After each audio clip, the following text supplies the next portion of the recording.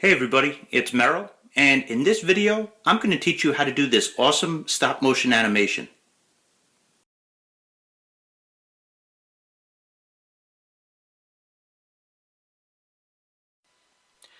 All that you're going to need are 16 pieces of paper, a pencil, and something to take photographs with. I'm going to be using an iPad and an app that's very helpful for stop motion animation. Before we go any further, I want to tell you that I went above and beyond for you. I made a print version of this lesson that will help you a lot. All you have to do is hit the link in the video description and print it. Alright, so let's jump right into the booklet. If you have not printed it yet, all you have to do is hit the link in the video description, which is right underneath the video player. I think you have to hit more, and then the first link. That will take you to the page, and you print this out. And I have a few instructions for you here. If you're really lost with stop motion animation, just recreate this. All you'll need is a camera. I'm going to be using a tablet. And a app that's called OSnap, which I found really helpful. But I'll tell you a little bit about OSnap later. I want you to look right now at the differences between each one of these frames. So here we are at frame 1. I want you to notice that I'm using very simple shapes. We can always go in later, and we can always, add more detail to it. But to start out, we have to make shapes that are like easily repeatable. So, these are simple shapes. That's why I'm using them. So we're going to go from 1 to 2. I bent the diving board. I bent the knees. I used a mannequin for this, but I also thought about the jumping process myself. I went through a jump, and I saw what my knees did, and I saw what my body did. So I put this right on top of a light box. I'll show you that in a second. Yeah, so this is my light box right here, and here is frame 1 that you just saw from the PDF booklet. And a light box is just that. Costs about $30 to $50, but there's definitely cheaper ways. As you can see, you could put another piece of paper right on top, and you'll still be able to see the image, and you make slight changes to it. Now let's say that you don't want to spend 30 to 50 bucks. This is all you do. You just put a piece of paper on the window, you tape it, and you make the changes the same way that you would with the light box. But anyway, now that you know how to do that, let's take a look at the slight changes that happen. I used a line to, show movement. There's a springiness to the diving board, so I just exaggerated it a little bit. And, right before you jump, you're in somewhat of a squat, so I did that. And then you kind of straighten out. You bring your arms up. I went through the process before I drew this. Mannequins are helpful. They're the little wooden statues, if you don't know what a mannequin is. And here's where he first goes airborne. A little bit more airborne, and you see his body is starting to turn. Same thing, turn. I didn't erase this for a reason. This was where the foot was. I always mark that when I have the light box, where the previous slide was. I try not to do it too much. I go for about 8 frames per second. So, this is a good distance. You have to experiment with that. I know some of you are like, frames per second. Merrill, what is that? But trust me, when you try OSnap, you just have to experiment a little bit, and it'll look really good. I put him off the page. You don't have to keep him on the page. I put him off the page a little bit, and pretty soon he's going to start turning his body. I looked at professional divers too. Here's position where you're tucked and about to straighten out your body going down. Here he is going down. Down again, and the last thing that's going to happen is the arms are going to go here. So it's a combination of knowledge, there we go, and observation. And, just the distances that I had, I just, I kind of guessed it. I put it a little bit at a time, and, came up with that. Now, on the last page of this, you will notice there's no person. And what I did for you, so that you can do this without drawing this, you can cut this out. put a smiley for you. You can cut this out, and you can do what I did, with the camera, where I use a piece of tape and I bring it down and I, kind of let it to the bathtub. Or you could use this as a guide on how to do your own animation. Okay, so now I'm going to show you the app that I used. It is called OSnap, and I'm going to test out my multitasking abilities. Got the camcorder in one hand, got the iPad here, and I have all of the pages of my animation right here.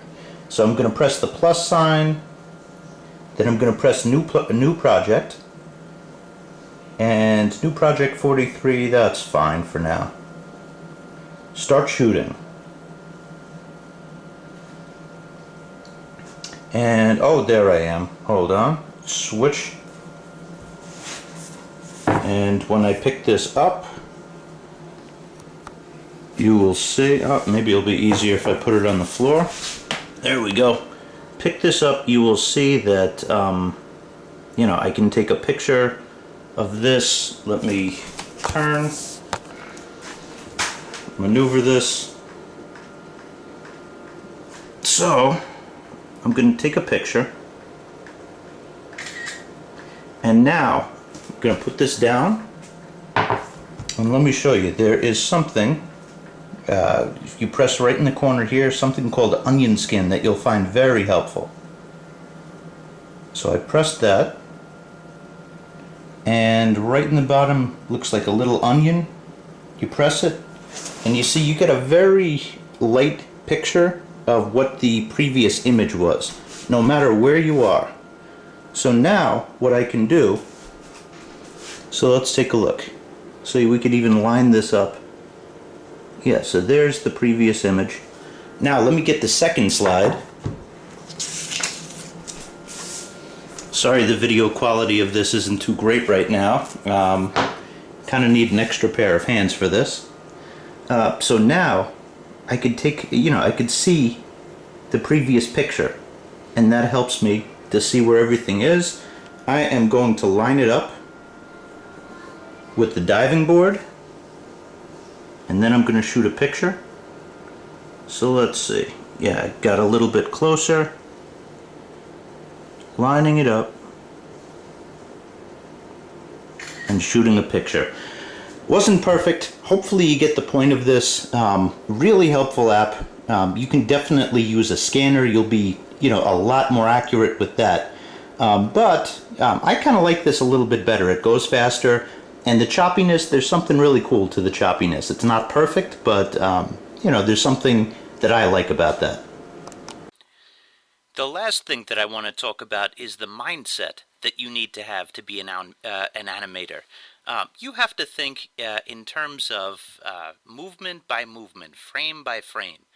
So instead of thinking of a video, you have to think about a video's individual parts and the slight changes put together at a certain speed that will make something look good.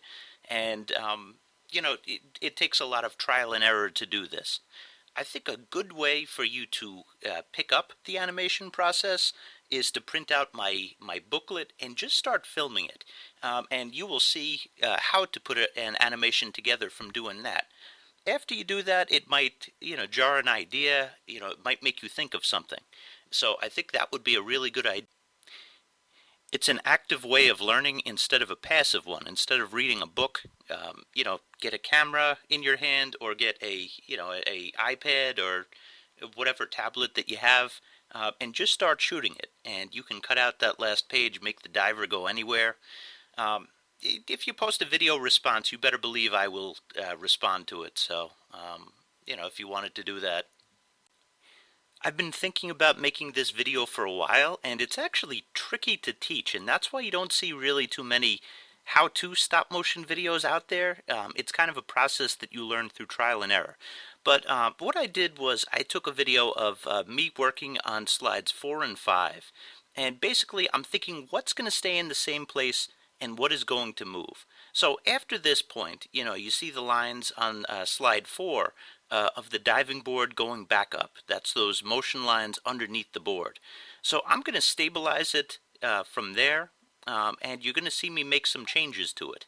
I'm going to pull it to the side, and I'm going to start drawing the body above it.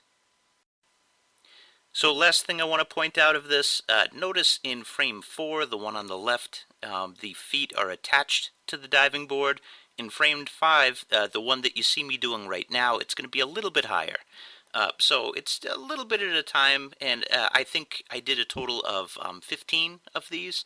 And then on top of that, of course, I cut out the image and made it go across my bathroom floor into the bathtub. So, but I'm doing some measurements right now. I'm measuring the simple shapes that I made, and I'm making sure that it's higher than the original image. And I'm straightening out the body because once we jump, we extend our body and we reach.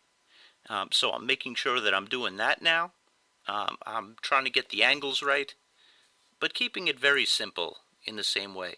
You're going to see me draw the torso right now, and the arms are going to be going upwards more. Again, these are simple shapes. You can definitely go back into every single one and make them more sophisticated if you wish. But you know, start out with simple and then go complex if you wish. I hope this tutorial was helpful. You know, again, post a video response to this. You know, perhaps if you print out my booklet, you better believe I will be commenting on those.